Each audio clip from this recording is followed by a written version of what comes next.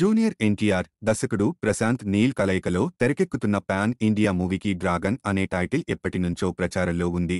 అయితే ప్రదీప్ రంగనాథన్ సినిమాకు అదే పేరు పెట్టడంతో ఫ్యాన్స్ కొంచెం అయోమయం చెందారు. దానికి తగ్గట్టే తెలుగు డబ్బింగ్ వెర్షన్కు రిటర్న్ ఆఫ్ ది డ్రాగన్ నామకరణం చేయడం సందేహాన్ని మరింత పెంచింది.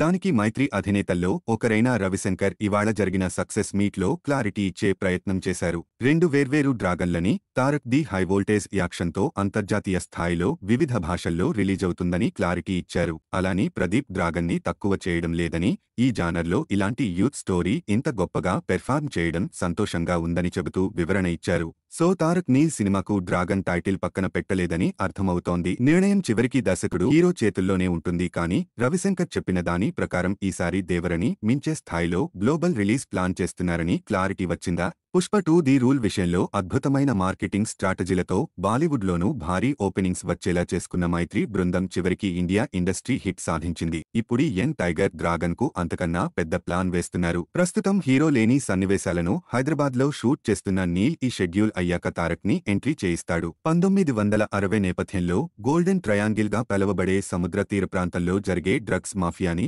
దీనికి బ్యాక్ డ్రాప్ గా ఎంచుకున్నట్టు లీక్ ద్వారా అందిన సమాచారం. సెన్సేషన్ అనిపించే చాలా ఇష్యూస్ ని ప్రశాంత్ నీల్ టచ్ చేసినట్టు చెబుతున్నారు. రుక్మిణి వసంత్ హీరోయిన్ గా నటిస్తున్న ఈ యాక్షన్ డ్రామాకి కేజీఎఫ్ సలార్ ఫేమ్ రవి బస్రూర్ సంగీతం సమకూరుస్తున్నాడు. 2026 సంక్రాంతికి విడుదలని టార్గెట్ గా పెట్టుకున్నారు.